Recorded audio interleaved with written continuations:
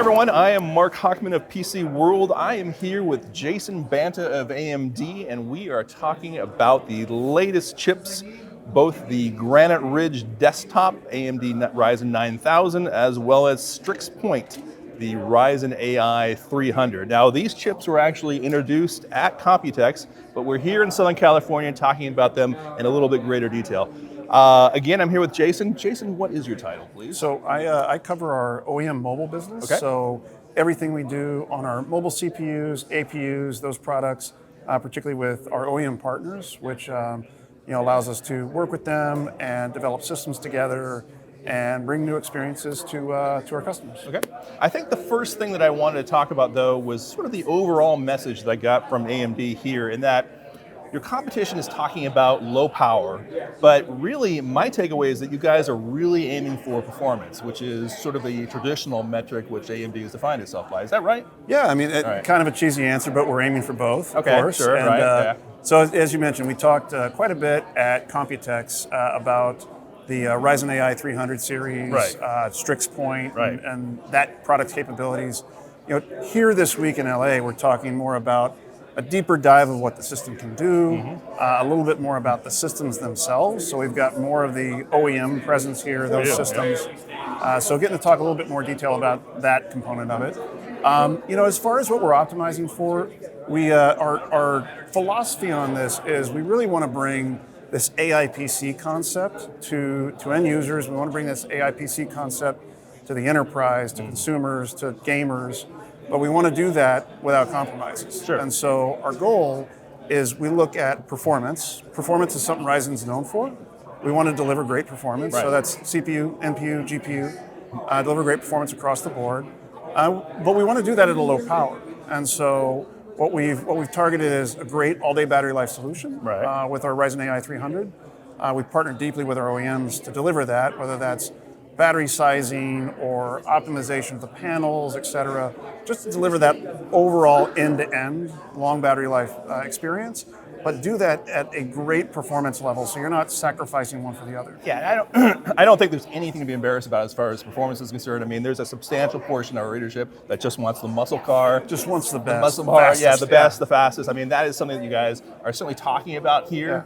Both on the mobile side and the desktop side. I mean, if we look at just, the mobile side of things, you guys are still talking about, performance increases, performance improvements over what Intel's offering, which doesn't really surprise me, given the fact that they are trying to sort of push things on the low end, manage power, manage battery performance, battery life.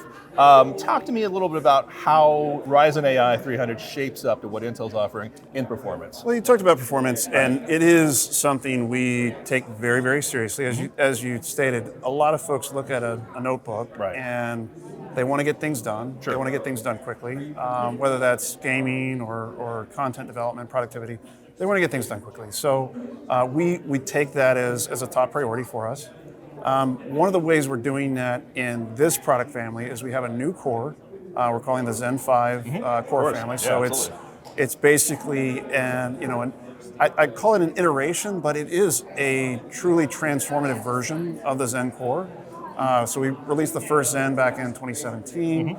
We've updated that. Some of those updates have been bigger than others, but Zen 5 is a major performance update. And how much of it? And so it's, if you look at that, we're getting up to a 5.1 gig solution. Okay, right. Overall, we have a double-digit IPC increase. So we've got that IPC advantage as well. That's what we want. And Yep. we've done some very interesting things combining what we call our classic cores as well as our dense cores in a heterogeneous solution to deliver the best overall performance. So that's it's 4 of those classic cores, 8 of those dense cores in this 12-core solution. Sure. So you're getting more cores, you're getting more more of that multi-core performance, which a lot of applications can take advantage of today. So you're getting that great performance advantage, and you're also getting that at a great power level, as I mentioned before. So that Zen 5 core really is where a lot of that performance advantage comes from. How much faster is Zen 5 versus Core in terms of, say, productivity apps, in terms of gaming apps? Can you put a number on that? So productivity apps, we see that scale pretty well between that performance improvement at a core level, Right. and what we're seeing on those productivity applications.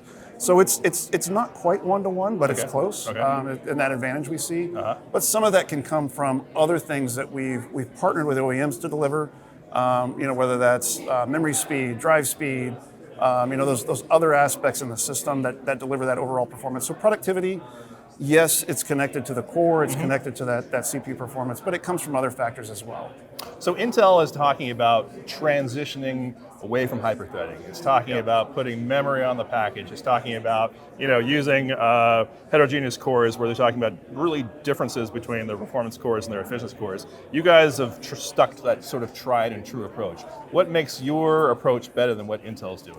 And so we look at performance, and it's very cool what's happening in the market right now. Everybody's kind of taking a little bit of a different approach. Right.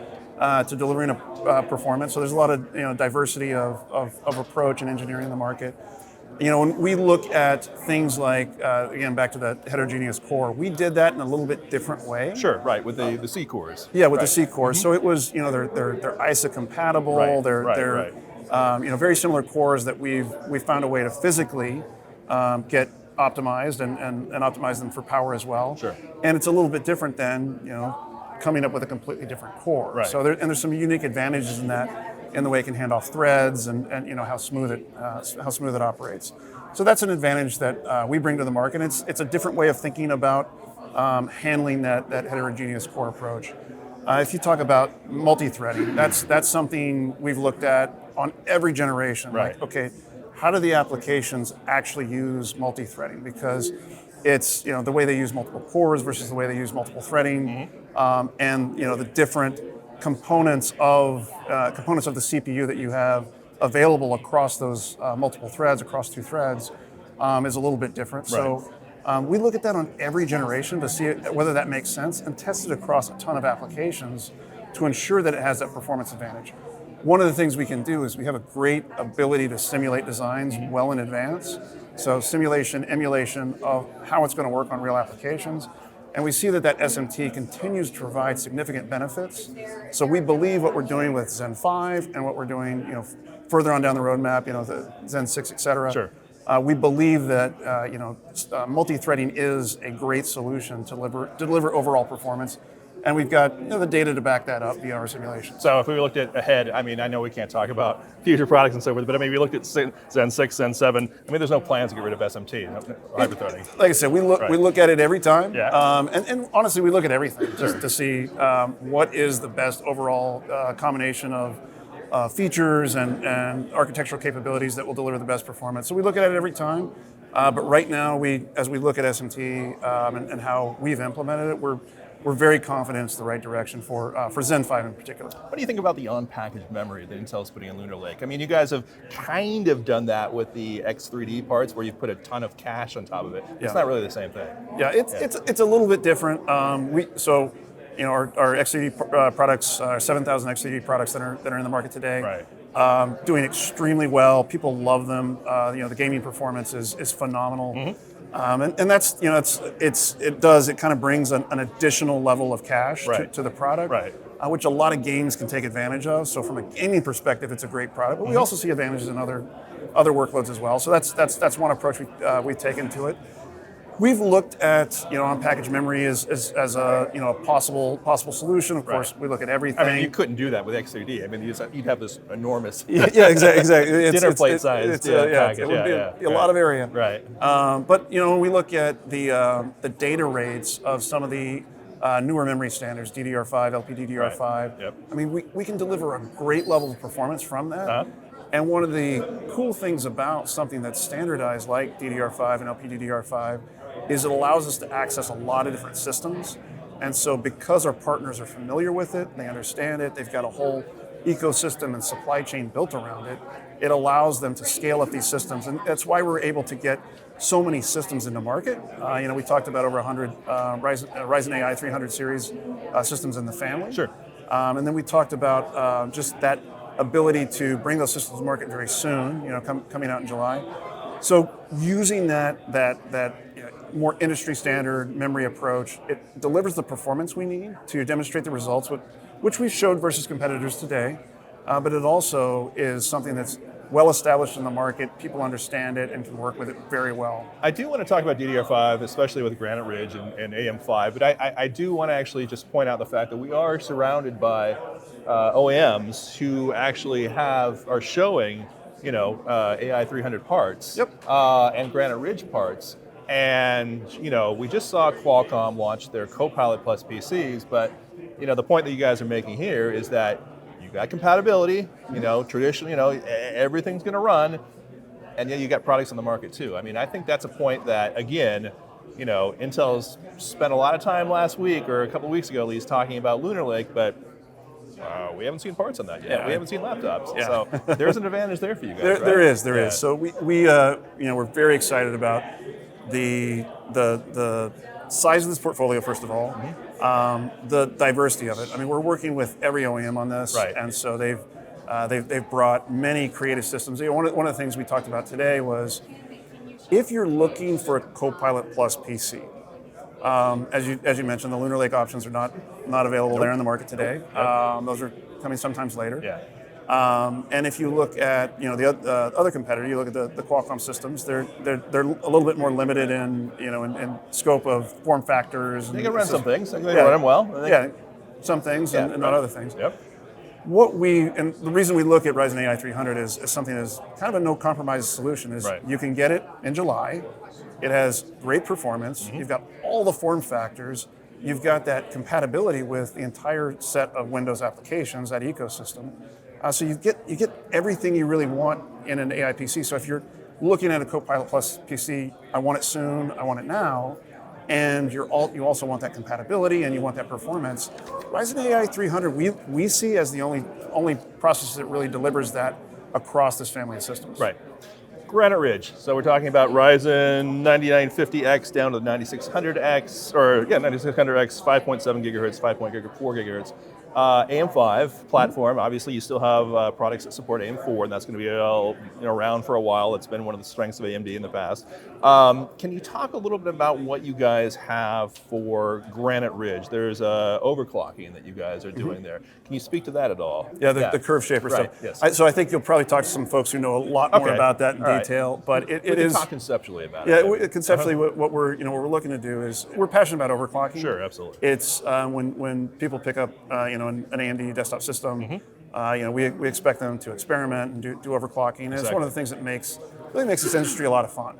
Is seeing not just what we can do with the system, or a casual user can do with the system, but seeing what an enthusiast can do and how they can, unlock the device in ways we didn't think possible. Right.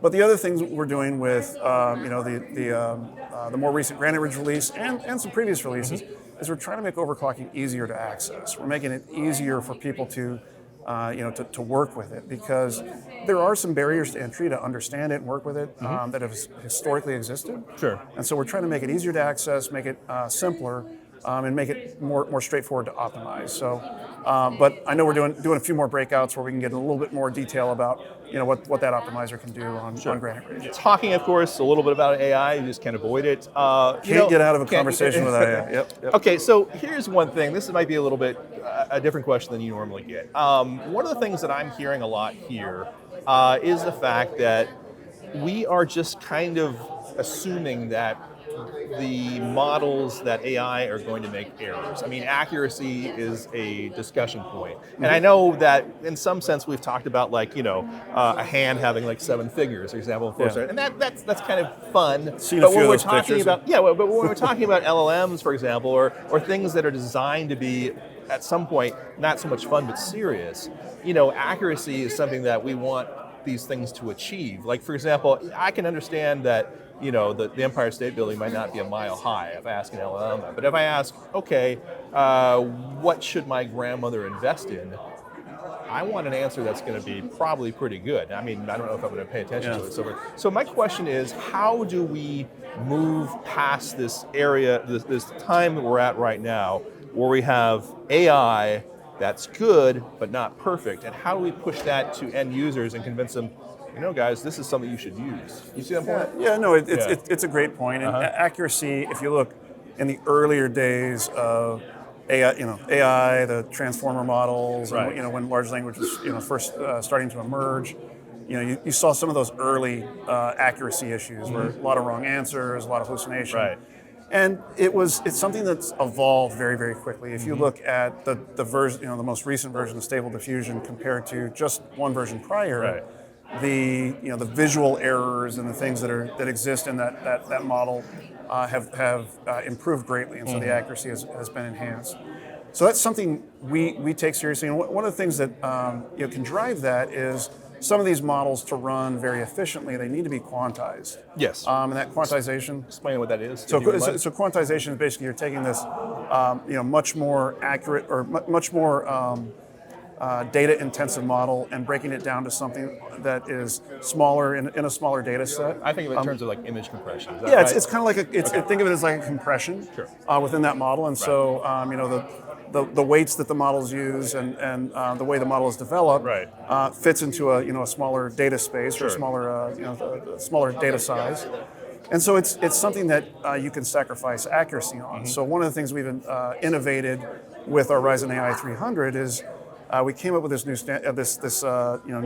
feature called BlockFloat 16. This is going to get nerdy for a second. Yeah, I'm going to nerd out for a second. Yeah, Give me a second. Right. But we came up with this new feature called BlockFloat 16 in Ryzen AI 300, which requires you to do less of that quantization. I mean, you can basically take models that are very accurate, developed by somebody who is training a model, trying to, again, eliminate, too many fingers in a model, or make the image more accurate.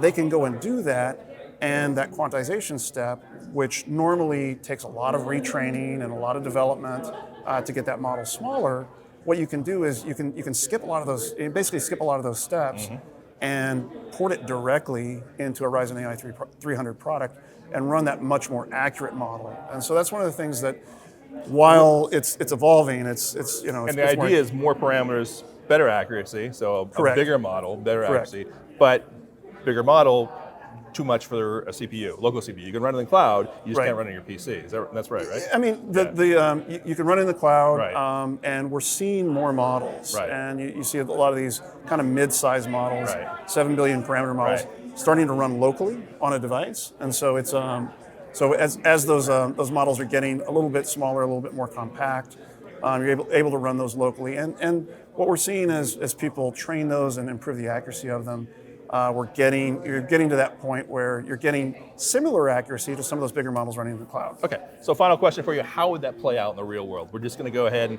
everything's going to happen behind the scenes, and all of a sudden we're just going to have models and AI that runs locally on the PC, and it's going to run relatively error-free? Is that the way it's going to play out? I mean, that is the goal, is to get it as error-free as possible, or as accurate as possible. Yep. What we're expecting to see is more of those models that run out in the cloud today, operating in kind of a hybrid fashion where models are run locally on the device as well. Sure. And so there's a lot of advantages that come with that. I mean, there's privacy advantages, there's cost advantages, your latency in many cases is improved. So being able to run those models locally has some advantages. And as we further optimize these models, these kind of mid-sized models, and get them onto the PC, it's going to bring those advantages with it. So an end user is going to see, again, that enhanced security, those reduced costs, those enhanced performance by running those models locally on the device. So Jason is a popular guy. We've had people waving at him because he has to go on to talking to other people. I didn't know what you were looking at there. Jason would love to stay with us. He'd love to talk to you guys for the rest of the time. But the one thing that I will say is that since we are expecting laptops very soon, right behind us, we should have some answers as far as performance and so forth beyond what AMD is telling us. So please stay tuned to PC World's YouTube channel and to PCWorld.com for basically the story on Ryzen AI 300 and Ryzen 9000 desktop processors.